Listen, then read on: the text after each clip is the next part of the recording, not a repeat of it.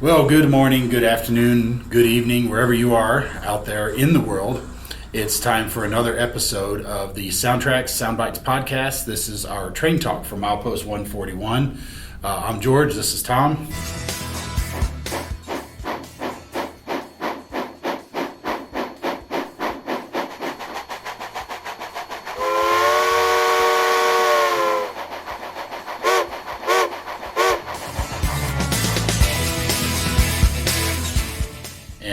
To be back from snowy Massachusetts. Yeah. It was that was a fun show. It was great. Yeah, first time ever at Amherst, and first time. I wouldn't call that a nor'easter. I think the boss could tell us what a nor'easter is. But I would say it was pretty significant snow. But like I was telling the guys at the show, living out here now, of course, we haven't seen much snow at all here. We haven't hardly seen anything. But Illinois, we used to get snow all the time. So. But that was a lot of snow in a 24-hour period. It was very quick. Yeah. We were, when we got in there in the morning, it had just started to snow. Yeah. As we did breakfast, we got into the show. It had just barely started to fall. And then when we left, there was a foot and some change on the ground, like foot and a half, something like that on the ground. So it came fast. It was steady, and it wasn't very big flakes, but it was a lot of snow. Like, it was really small. Yeah. And I walked to the building right behind us to talk to Southeast Hobbies. Yeah, the young building. Yeah. I went back there, and I'm like, it covered my Chicago Bears sock hat, which I got a little looks about. That's probably not a bad thing. No, it wasn't up there. There was a couple guys going, "Hey, they got beat last week." I said, "Yes, thank you. I know." Thanks for reminding me. Thank you. Yes, sir. Very perceptive. Yeah. Well, their Patriots made it to the Super Bowl. They were very happy. Yeah, they were very happy. They were very happy, so that's good. So, it was a good show overall, I thought. Despite the challenges, of course. Right. Some of the vendors started pulling out Saturday night and some of the layouts, and then, of course, Sunday became a mass exodus. But right. I did see somewhere somebody claimed there was 20,000 something people through the door. Yeah, so they must have let some people that were paid for for Sunday. Yeah, some of the Sunday people. John was saying he was letting in on Saturday, which good it's fine. Yeah. So the vendors, for the most part, felt they did well, which is great. We want to make sure to support the hobby shops. But of course, all blitzkrieged on one day rather than trying to spread it over 2 days. Yeah, and Southeast also said the same things. We did run those of you who did attend the show, George, and Boss and I, we ran a $5 rebate, instant rebate for dealers at the show. Buy a SoundTraxx decoder from a dealer at the show, come back to our table, and we give you $5 back. Yep. So Southeast got bombarded because of that, and they've said to say thank you as well. Absolutely. So, and we'll see Tom next time. Tom's scheduled to show up on our next podcast. Great. So that'll be good to have a chat with him. They're very nice people. It's very nice to meet both him and his wife are there. Very nice people, and great setup in their booth, and they stayed. They were there on Sundays because we got to walk around a little bit because there wasn't much going on. It was quiet. The problem was, for me, the places I wanted to go had either already left or never showed up. Yeah. For one reason or another. One, there were some extenuating circumstances, but another one left just didn't even bother because of the threat of the storm. Right. So it is what it is, and it'll be fine. We can always order online from them. Right. But it's so much easier to walk over and just say, here, throw our money on the table. That's what I was wanting to do. Except, by the way, Tom, yes, I will take that GP7 if you can find it. Save that for next week. Yes. We can harass them next week. Yeah. Or next podcast. These are about 2 weeks apart. I keep thinking next week, but they're about 2 weeks apart. But anyway, so you can give them a hard time there. But overall, the show, like I said, the show was good. We were bombarded on Saturday. Sunday was extremely light, and the snow was heavy. But I was a little surprised at the way everybody reacted, being the fact that it's the Northeast. They should be used to it. You think so, but and we drove around. We really didn't have much problem at all driving around because we went down to Hartford so we could catch our flight out the next day, and only got stuck in the parking lot, but we got out. Right. So it wasn't bad. No. But the roads were plowed, and so I think we did really well. I mean, the car didn't slide at all. Like I said, we didn't get stuck till we got to the parking lot of the hotel, which hadn't been plowed. Yeah, we were right there, like you could just see it, and then like back and forth. But we got it out. Yeah. So, yes, sir. But anyway, so Amherst is in the books. Yep. Next one officially on the docket, we've got the Rocky Mountain Train Show in April, so we got a little time between now and then. Yep. So be sure to come out and say hi to us there, and we'll see what we have in store for you there. So with that, we see we got some projects here on the table, some little different stuff. One of these days, you're going to bring me a finished product. Eventually, yeah. Eventually. I keep getting, I'm making progress on the NW2, the GP15. Yeah. And like I said, there are two different colors. The NW2 is white. The G15, of course, is Jinx Blue. Mm-hmm. This is something I got from A&S Hobbies, our guy down there. Okay, yep. And at the show, and this is a GP35. This is a Kato, if you're from Illinois, you call it Kato too, but Kato. Jeep 35, I think it's a Phase 1B that's missing the door latch right here by the radiator. So it's an old school. It's got the old school straight DC drive back in the day, like 1992. Old gray plastic. Yes, and then you got your little wire, the standard Kato truck wires, which were great, and of course that great HM5 motor. Mm-hmm. But anyway, it could be a variety of things. I'm thinking GP28 or maybe Jeep 35M or just a regular mop Jeep 35. There you go. So some of the XC and EI ones, yes, they have the dynamic braking. They did. Yeah. And then, like I said, if it goes with Jeep 28 or Jeep 35M, it'll have your standard non-dynamic, and then it'll have a full-size PAF box, paper air filter box for the 35M. Whereas the Jeep 28 is really roughly the width of the turbo exhaust stack, which doesn't exist on the 28. Right. When they're paid, because I want to do mine with the if I do a 28, I'll do it with the add-on Mopac paper air filter box that they had. I guess they custom built it themselves. And of course, then you take the fans off and put two fans here. Right. And that's basically a Jeep 28. Yep, that is a Jeep 28. I've got one in some semblance of work right now that I'm doing as a Ashidra Northern, which is one of the ex-Mopac. Yes. The Mop had two, and they basically sold off one of them to the Ashidra Northern in Arkansas. And the great thing about the Ashidra Northern and the Mopac, when like you said, the XK1G is they have the standard fuel tank, whereas guys that back in Illinois, my friends back in Illinois, talking about the ICG, theirs had the little bitty fuel tank. So there's a lot of work to do to get it to that.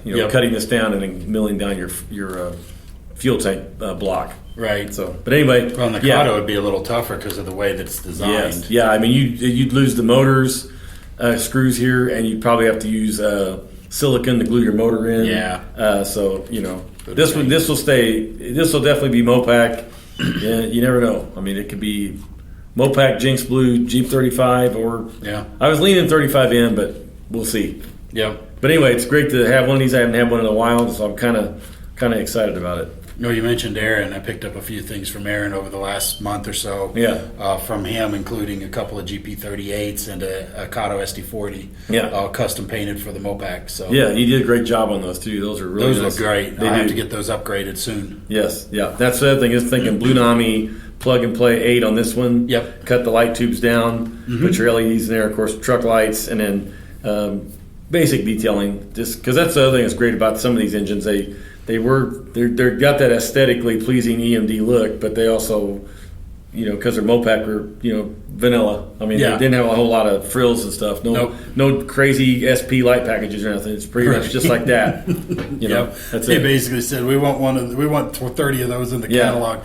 Don't make them fancy. Just get them to make the trains run. Mopac would say, "Look, take the dynamic brakes off and give us 4 extra jack pads, and we're good." Yeah, exactly. We want 8 jack pads on these engines. Yep, exactly. So look forward to actually seeing something finished here before too much longer. Yeah, I hope so. I mean, it would be nice. So, but this is beautiful. Recently, Rapido just released their E8s, and man, they did a fantastic job. These things are beautiful runners and beautiful looking. And they have all the lights on it. And what was great is, we've talked about in the past where you plug in the 21 pin and you have some of the lights blocked out. Well, for the most part, all the lights are accessible. Okay. And I say for the most part because the only one that wasn't is the cab light, which is of little consequence. Right.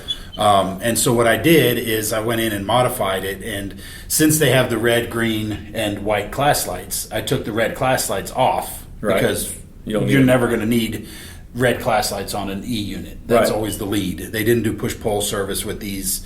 And so I've got red, white, and green class lights on. I'll show you that in just a second. Right. But what I did was I took that wire off, repurposed it, and I'll show you this in the video, but the cab light is run with a couple of spring-loaded pins that come down onto the circuit board. Right. So what I did was I laid some tape down and then cut a small piece of brass, of 010 or 05 brass, I think it was, 005 brass. Right. Soldered the red LED wire to it. Right. And then taped it on top of there with some double stick tape. Yeah, so basically, yeah. So then the positive is still the positive, and then the other one, so it's maybe a little off, but they're spring loaded, so there's some give there. Right. And so now I have the cab light. So when we go into this unit here, I've got my headlight, and then we'll change over here. I got the A200, but I have to play with it a little bit and make sure which horn I want. But first, we'll show you the white class lights, and I realize there's a lot of shining going on here with all the extra lights, but we've got the clear class lights, or the white. Yep. And then you can extinguish those and turn to the green, right, which would be correct, because the green is the scheduled train, and these were passenger locomotives. So it would be scheduled train with a following section. Right. So if you see the green class lights, you know that's your train you're waiting for, but better not move, because there's another train following up about 15 minutes behind. Right. Yeah, because those would definitely be that time period. Yep. And so there's no reason for me to have red, because, like I said, they wouldn't be push-pull. Right. And then I've got the front number boards, which will illuminate along with the truck/ground lights, and you can kind of see that on these models. That's great.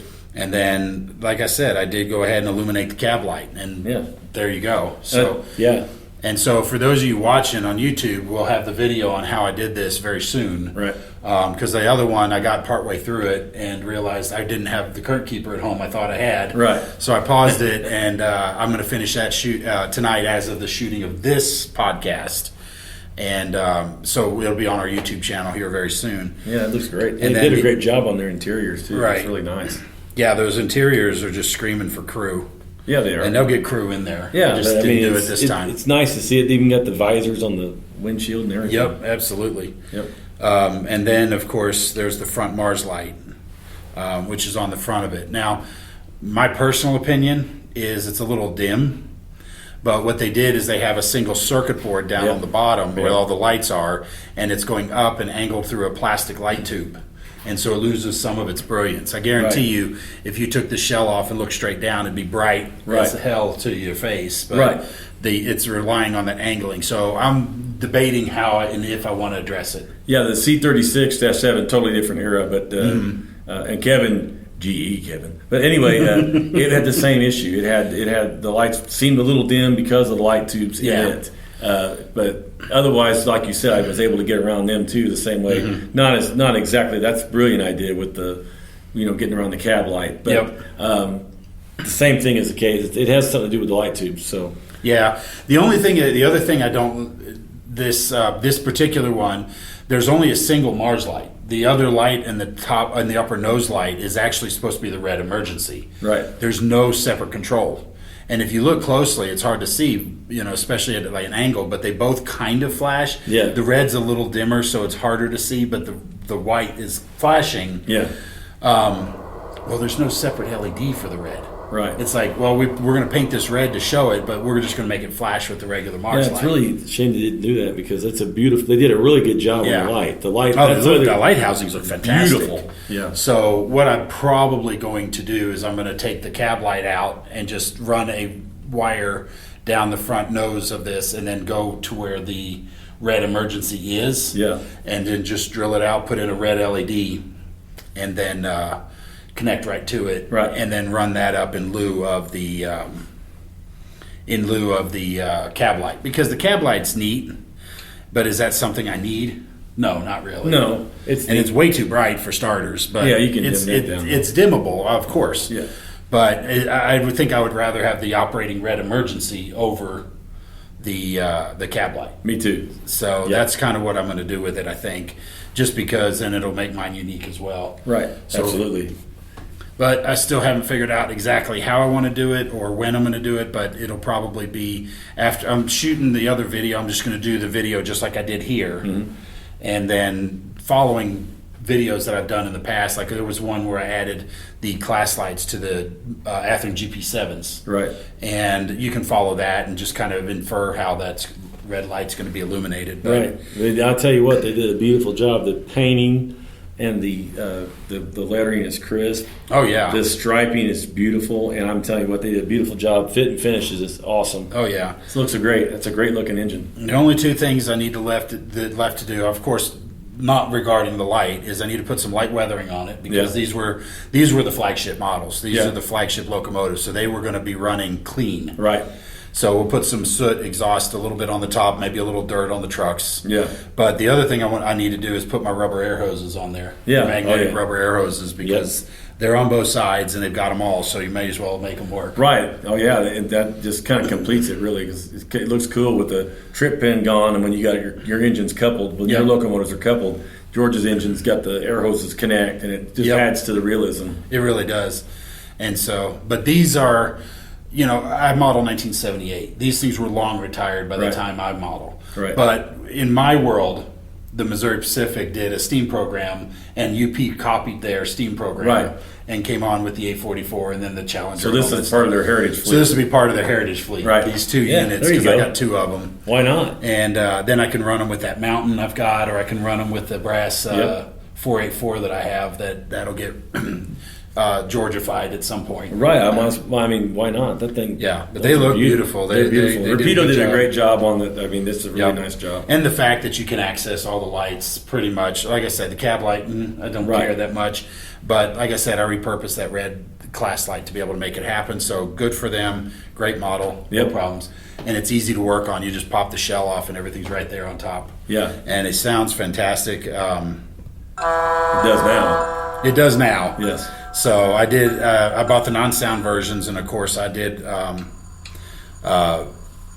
Put the Blunami in it, so it's Bluetooth, and I'm doing all this from my phone.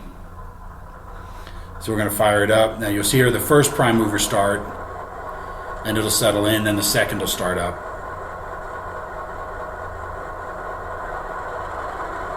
That's incredible. There's the second one. Yeah. So, and then these things move just beautifully. I'm going to move a speed step 1. You see they run pretty smooth. Very smooth. And then if I cut my speed in half using the function 14, the switching mode, you can see the thing just creeps. And that's I haven't touched anything on speed tables or nothing. I didn't even think I right out of the box with the Blunami in it. And I'm pretty sure I didn't even put momentum in it. Yeah, there's no momentum in it. So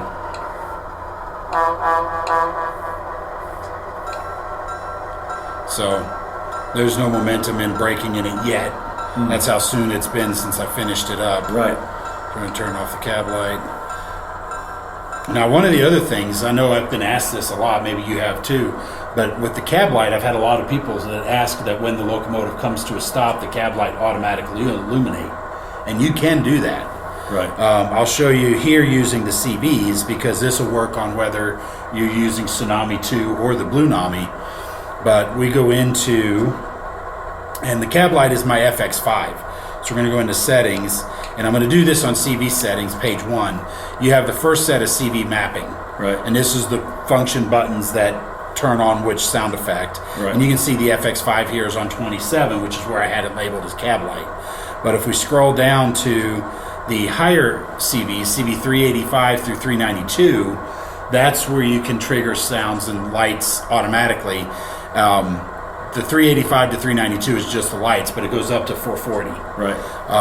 But here, if I wanted to do that, the FX5 is 1.389. If I were to set this to a value of 12, which is 4 for stopped and forward, plus 8 stopped and reverse. Right. Anytime the locomotive is stopped, the cab light will come on. So when I change this to 12 and hit OK, you'll notice that the cab light immediately turns on. Right. So now when I go out of here and I start moving, you see the cab light extinguish. Yep.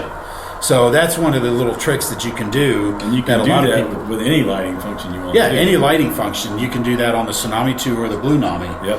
And that's one of the other things is when I get this red emergency, part of why I want to do it is because you can have that red emergency trigger when you hit the E-stop. So this here at the stop all button, you can kind of go in here to general settings. Stop all, you'll see it says E-stop. Right. So when I throw the E-stop out there, you'll hear the air dump. Yep. And that would then be able to trigger a light, and then such as the red Mars light. Right. And that's what I want to do. So it'll probably happen. I just haven't had time. I just haven't done it. There's been a lot going on with everything this past month. It's been insane. Yeah, it has. I understand completely. So I can't believe we're already in February. It's a short month too. So I mean, you gotta get busy. Here's your little fun fact. Did you notice it's the perfect month? No. The perfect month. The 1st is on Saturday. Right. The 28th is on Sunday. That is perfect. It is perfect. I didn't think about that. It's a perfect square. That's right. That's no. And it's only 28 days too. It's 14 and 14. Yeah. Perfectly half and half. That's pretty good, George. There's your fun fact for the day. So the things you learn here on these podcasts. That's right. I mean, it's not all just fun and games and trains, folks. Now we're talking about the calendar month and everything. So I'm telling you, you learn everything on here. So, but yeah, that's great. But yeah, I'm real happy with the way it turned out, and I do have some of the passenger cars that I've picked up over the years. I've got some of the Rapido cars. I've got some of the Walthers cars. So I've got myself a short little train. And if you go to my personal YouTube channel, Goalie George, one word on YouTube there, you'll be able to see where I ran that 482 Mountain. Right. With the passenger fleet, and I had I think it was a couple of Jeep 38s in the consist. So it was the Mountain, 2 Jeep 38s, and I think it was like 5 passenger coaches, and I just ran them through on the layout in various places. And they did a good job on those cars too. They have Rapido has all the all the piping, all the under frame detail, and plus the trucks and everything. They did an insane amount of detail. Yes. Yeah. And the colors looked right. I mean, when you see the Eagle colors on that dome car I got, man, that looks beautiful. I can't wait. And they matched this up pretty well too, I'm sure. Oh yeah. They called it. He's called like some of them like Super Continental or something like that. Yeah. It was.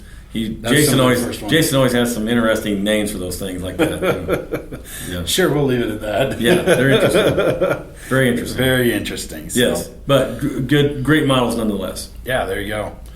So, and even better now with Blunami in it. Absolutely. Total upgrade. Yeah, absolutely. And then when it gets Georgified with the MU hoses and the light works, then it's going to be, even better. This should be the standard. This should come out of the box like that. Yep, Blunami and Georgified. That's right. I like it. Yeah, it should be. I'd be happy with that. Well, I don't think we have much else to plan on talking today. I know it's been it's been fast. It has. The year's starting already to go by fast. It's been so nice outside, but we've been, I know what we could mention. We've had the RGS 20 here. Yeah. And I saw it Saturday. Southern. You got to go see it Saturday. I was chasing it Saturday and Sunday. Yep. So that's fun. We a coal burner. A coal burner. And I got to smell coal smoke for the first time, like for me, in like years. I mean, being from Illinois, Southern Illinois, everybody heated their house with coal when I was growing up. So you get to smell the whole mornings, cold mornings, all smelled that wonderful smell of coal. That beautiful smell. And then that engine came by. I think I was in Hermosa, I think is where I was. Yeah, you were at Hermosa. And I went up there, so I caught it going by, and I just got a nice, coal, but also it sounded great. It was working. He had it working. It was putting out white smoke, so it wasn't working all that hard, but it was working nonetheless, and it sounded good. Yeah. And people, of course, waved at you, and we had a few people there taking pictures, and just a festive event. Mm-hmm. Great thing to see. There were a lot of people from all over the country came to come see that. Yeah.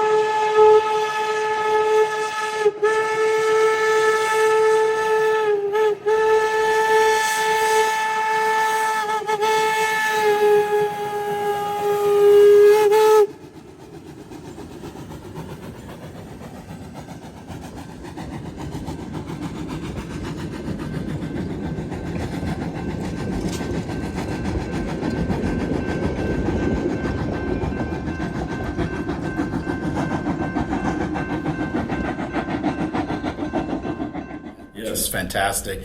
And that locomotive actually runs up in Golden, which is, I hate to say it this way, but it's kind of a glorified 4x8 layout. Right. It's just a little loop that runs around the museum, which is a whole lot better than a static. So I don't want to make it sound like I'm throwing shade at them. Yeah. But and they've got 3 running locomotives. You got the 20, you got the 346, and then the 497, I believe, is what's up there running, which is a K37. Right. And those 3 engines run up there. And I think they have another one up there that runs, but those are the 3 big steam engines they've got, and they just run the loop around and just pull passengers up for for some revenue, which is great. But that locomotive has been basically doing a NASCAR turn to the right for years, and so it's nice to get it out there and get it running. Yeah, let it stretch its legs a little bit. Stretch its legs, and it sounded beautiful running through the canyon. It looked great. Cars with people who had a great time on it. Like I said, it was just Saturday was a really beautiful day to follow it. You got to see it in the morning. I saw it in the early afternoon, and just a great day to get out and sit there and wait for it and watch it go by and get a video of it. It was so beautiful outside. We were like 50 or 55 or something like that. So, but anyway, they're doing some more runs with it. They got the weekend of the 20th or 23rd or whatever it is, whatever that weekend. They got a photo special. So if anyone's interested in coming out to see it, come on out. I'll probably go watch it again myself if it's that weekend. And then I'll be out of town that weekend. Yeah, I'll be doing some personal ops session weekand. Right. So I'm thinking that might be another day. If the weather's good, I might get out. But I do have one thing I was going to mention. Some guys at Amherst, and I had a few phone calls this week and last week. Just so you guys know, yes, we do a lot of Blunami, and I promise you, I've got a couple of those projects coming. I am going to do some Tsunami 2, so we can go over that, and we'll do maybe one of those switchers I'll change to a Tsunami 2. We'll just see. But I will do some Tsunami 2, or one of us will. And so we haven't forgot about Tsunami 2. No, there's nothing forgot about Tsunami 2. But the reason I spend a lot of time pushing the Blunami is just because of the user interface. Right. I mean, it's a graphic user interface. It's easy to follow. Right. You checkbox, you slider bars, you pick from menus. And that's the biggest thing, and you're learning this also, is when you talk to customers, a lot of them are either afraid, intimidated by, or just don't want to go read a manual to learn how to do all the settings. So they live with the default factory settings, which isn't necessarily bad, but we try to set it up as well as they can, but this gives them an opportunity to customize the decoder more than just an out of the box. Right. And the benefit of Blunami is, like, say for example here, if we use the app to do all my setup, I don't have to run it with the app. I can still run it with my throttle consistent with the Tsunami 2. Right. But everything we do with the Blunamis are capable in the Tsunami 2 as well. Right. The only difference is I'm using the interface, which is, like I said, it's a cleaner, less intimidating user interface. Right. And then one of the other things I hear people say, well, I only use 5 functions. Well, there's 28 of them on there. Why don't you use the other ones, like braking, for example, or have the make it sound like you want to throw the Sanders out on function 21. Right. Or in this case, you've got a steam generator, and so if I want to turn on the steam generator, and I apologize, my phone locked up here on me. But if I turn on the steam generator, that would be supplying the passenger train with steam heat. Right. And also that steam is also used to turn generators on the cars to generate electricity and stuff like that. So that's the kind of thing that these added functions will actually do. If you've got a P42, let's say, Amtrak P42 or one of the F40PH, just bugs you off center, doesn't it? It does, yeah. But you have head-end power, and head-end power would be generating extra electricity to power the passenger train, whether it be freight, the lights, the air conditioning units, or whatever. Right. And those are just more fun. I mean, that's one of the benefits of being able to access all the functions, is the fact that you can do all this stuff. And that's my take. And it's just, for me, that's why I push it so hard, is because all the functions, as you can see here on the screen, are labeled, so you don't have to worry about what function, or trying to remember and then access them on the higher functions on those things. Yeah, all I'm saying is I will do 1 engine or 2 engines. With that's fine. In it. That's all I'm saying. And I my whole fleet is all Blunami anyway. Yeah. So, but I will do a couple project engines. I listen to phone calls and I talk to you guys at Amherst. Yeah, nobody's forgetting about Tsunami 2. Tsunami 2 is still the flagship. Right. I've got a couple lined up for you. Surprise. Just stay tuned. Yeah, you'll bring it in unfinished. Yeah. It may not have any paint on it, but it'll have Tsunami 2 in it. There you go. Well, that's everything we got for you guys. I appreciate you tuning in. Hopefully this was fun and entertaining for you. Kind of a glimpse into some of the projects we work on and what it's like here. So with that, we'll go ahead and sign off and look forward to seeing you guys next time. And if you do see a show that we're going to be at in your area, please come by, say hi, tell us you listen. And if you have any thoughts, comments that you want to add, let us know so that way we can improve our product, improve the podcast, talk about some other stuff. But we try to give you a little bit more than just, boring trains and try to add some fun into it and some humor. So with that, we'll sign off. This is the podcast number 38, which is season 3, episode 3. Man, it seems like it's been 5 minutes. That's right. So, Train Talk from Outpost 141, the SoundTraxx Soundbites podcast. We'll see you guys next time. Bye now.